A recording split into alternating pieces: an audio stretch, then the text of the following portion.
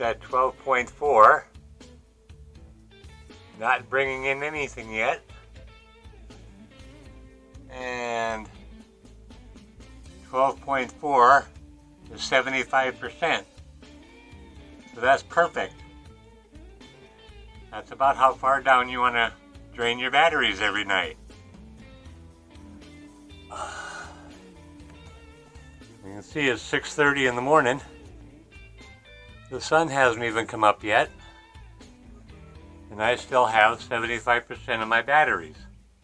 Which, like I said, is perfect. That's what you want. If you drain them down more than that, I mean, I can drain them down more than that, but all that does is cuts into their life expectancy. Right now I'm running close to my 500th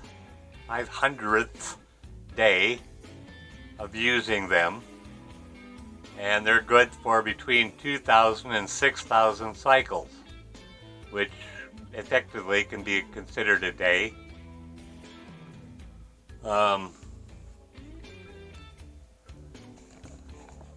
Yeah, I get all sorts of questions and comments about, well, why don't I run a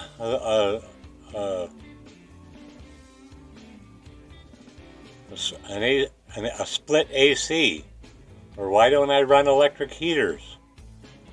Well, I mean, I could, but then the problem is you'd wake up and I would not still be at 75% on my batteries. They would be drained down much farther. I've been up for 2.5 hours now. And like I said, the sun still hasn't come up. May not get a whole lot of sunshine today at all. So the batteries would not get fully charged up again. So then what would I do tomorrow morning? You know? I mean, it's all about battery management. That's the key for the whole entire setup, is battery management. Forget everything else. You're trying to make sure you take care of your batteries. All right. Hopefully this new microphone is working well. If you can look up there on the roof of the cabin, you see I have 8 100-watt panels on this side, and the same on the other side. So that's 1,600 watts on the roof, and then 500 watts down here on the ground, which totals 2,100 watts. So most people would think, oh, you can run 2,100 watts worth of stuff. That's not quite the way it works. That's one of the biggest misconceptions about solar, is that the amount of watts of panels you got is what you can run. You can see I got wires coming down here from some of the panels. I got wires coming down there from some of the other panels. And then I got wires going in the back from those 500 watt panels. But the way it works, because of all the losses, because of those wires, because of the solar panels, because of the batteries, because of the charge controllers, because of the inverters, and all those wires that connect all that stuff, you have losses. Every time there's a connection here with the wire, there's a loss between the two. Now, a good average rule of thumb, that might be overestimating it in some situations, underestimating it in others. It depends on the quality of the cables, the quality of the components, and all that sort of stuff. But you'll lose about 1/3. So out of those 2,100 watts potential, if you take out 1/3 of it, that's 1,400 watts of usable energy I get out of my solar panels. Not out of the solar panels, out of the wall that I plug stuff into. Gotta make sure I keep that clear. And here's the other 8 solar panels I have. And the reason you figure out 1/3 of it is because the sun is not going to go up directly overhead on any of the panels except maybe those two 500 watters I got going on there on the south side of the cabin. They are rated for perfect sun angle, perfect time of the day. So it's so very rare that you ever actually get the sun in just the right spot and have the solar panels angled in just the right way that you're actually getting full juice out of them. It just doesn't work that way. So like I said, it's a good rule of thumb is figure you're going to lose 1/3 of the juice that the panels are rated for. And like I said, that's from the panels to what you plug into the wall and be able to get out of it. And a lot of that is because of the batteries, because all solar panels are is battery chargers. That's all they are, is they charge the batteries. So a lot of it depends on what you can plug in and use. A lot of it depends on the number of batteries, the quality of batteries, and the state of condition of the batteries. If you have 8-year-old batteries, they're just not going to hold the same amount of charge that brand new batteries will. It's just the way it goes. So I have 16 Trojan T105s that are already about 1/4 of the way through their projected lifespan. I may have mentioned this earlier that I'm on about, not quite, but about day 500 of running these things. So, if the average life expectancy is 2,000 cycles, I'm about 1/4 of the way. 3,000 cycles, then I got a lot more time in. If I can get 5,000 cycles out of them, I'm golden. But that all depends on how far I drain them down. If you keep the state of charge above 75%, they'll last much longer than if you drain them down to 50% every day. And that was why I brought this whole subject up, was because I get lots of comments about, well, why don't you run a split phase or a mini split air conditioner? Or why don't I run electric heat? It's because the main reason for the heat, why I don't run that, is because I need the heat mainly when the sun isn't shining. It's only about 60 degrees outside now, and it's beautiful because the sun is shining. So I don't need heat. I actually have the windows open, the door open. It's beautiful. I need the heat before the sun comes up in the morning, and I usually get up several hours before the sun comes up. So I need the heat then, or late at night after the sun's gone down when I need the heat, or on a real cloudy day. Cloudy, windy, rainy, cold day. That's when I need the heat. And to draw that much energy out of the batteries for, say it's going to be cloudy and rainy for 3 days in a row. That's kind of rare here, but most places in the United States, that's not that rare. That's about average, 3 or 4 days in a row. And if you drain the batteries down, it's like I got mine down to 12.4, which is 75% this morning. That was on a regular night when it was all sunny all day yesterday. Still could drop down to 75% by today, this morning. So if it was cloudy all day yesterday, I wouldn't have started out this morning with 75%, would have been 65, say. And then another day of clouds would have dropped it down even farther. And then another day of clouds would have dropped it down even farther.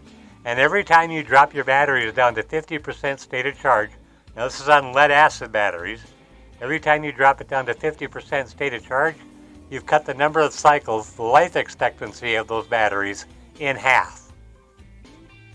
So instead of getting 3,000 cycles, now I'm down to 1,500 cycles. So, and those batteries cost me $2,000 for those 16 batteries. That's the most expensive single component in this whole entire setup I got. I got $2,000 in batteries, about $1,500 in solar panels, and about $800 or so in charge controllers. Another $400 in wires, $350 in an inverter.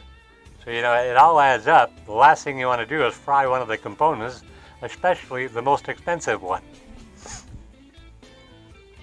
So, and it's the same thing with running an air conditioner. Yeah, that makes more sense because I would normally only be running that when it's sunny outside, sunny and hot. But even then, I can only run one of my air conditioners, even though I have two. I could run it all day, both air conditioners, but then tomorrow morning I will start with my battery drained down, and it takes that much longer to charge them up so that I can turn my air conditioners on. So I could run it today, but then tomorrow no air conditioner. Then I could run it the next day and the day after no air conditioner. So that's kind of the way it works if you want your batteries to be fully charged. And that's the way I do mine, is I get them up to float before I turn the air conditioner on.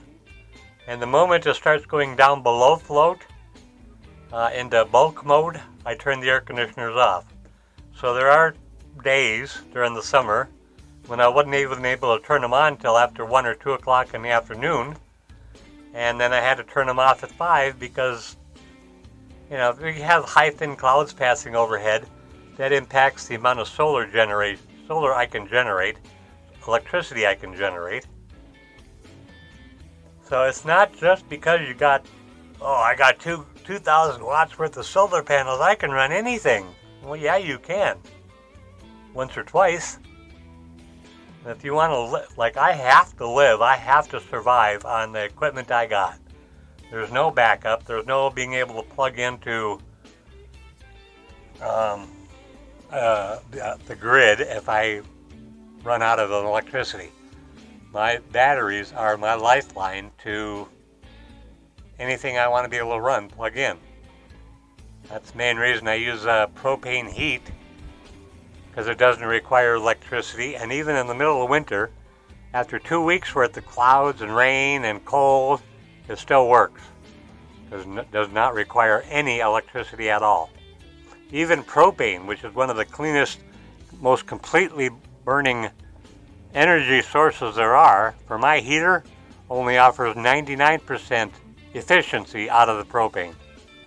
So we're talking 67% out of the solar, 99 out of propane, which is burning the gas.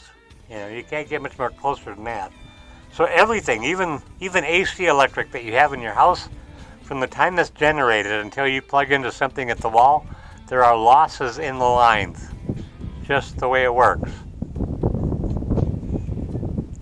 So you need to take all of that into consideration when you're designing whatever sort of solar setup it is you want, that there are going to be losses.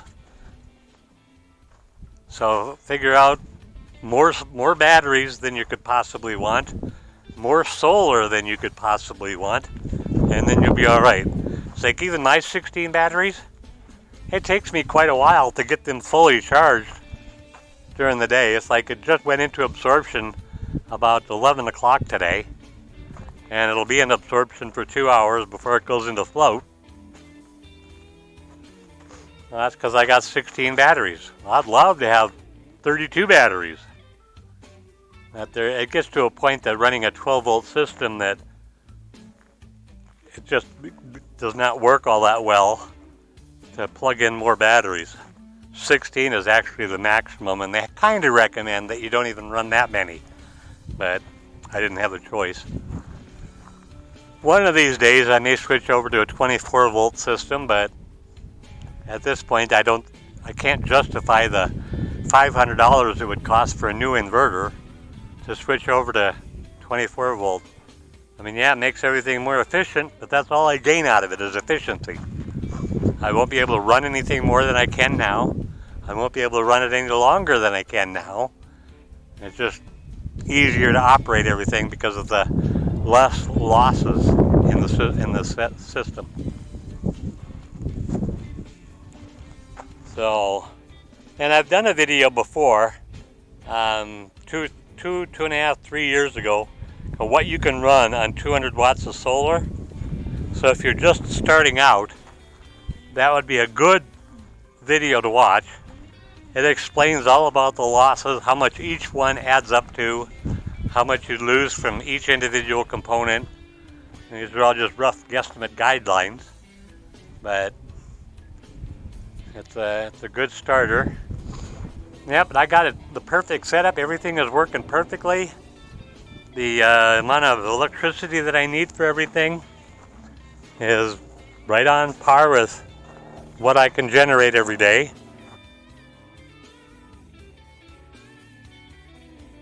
With no clouds. Clouds in the sky really mess up the equation. There's my old Joshua tree, what's left of it, after Susie decided to pull it out of the planter. The other day she dug a big hole right here next to the saguaro. So I'm hoping like hell one of those spines caught her and taught her not to do that. But I don't know. But no video would be complete without showing my hard-working dogs. There's the culprit, the plant digger-upper.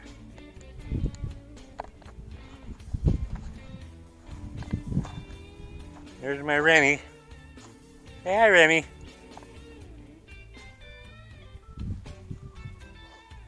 And the shortest haired one of the bunch, laying out here in the sunshine, getting all nice and warmed up.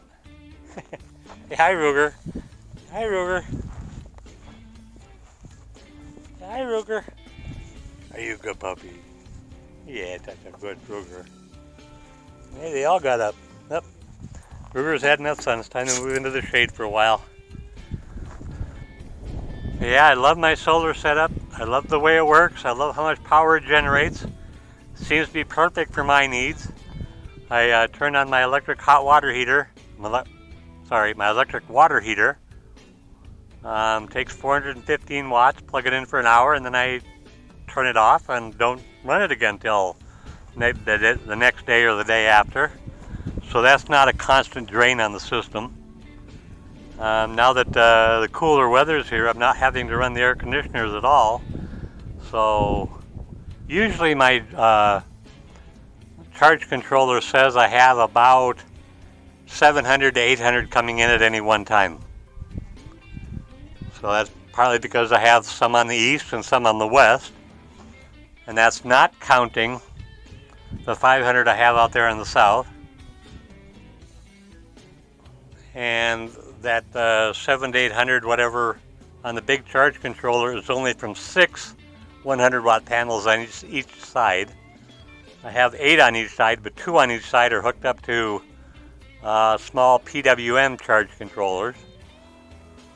There's the big charge controller, the Midnight Classic 150. I can't recommend this enough for anybody starting out with the system, because you can expand. On 12 volt, you can go up to at least 1200 watts of solar panels. That small one there is only good for up to 400 watts at 12 volt on solar panels. And this one here, the EPEVR, or EPEVR, or however you pronounce that, is only good for up to 520 watts. So I have 200 hooked up to that one, 500 to that, 200 to that, and 1200 to that. So that all adds up to 2100 watts. And it says, seems to be working beautifully.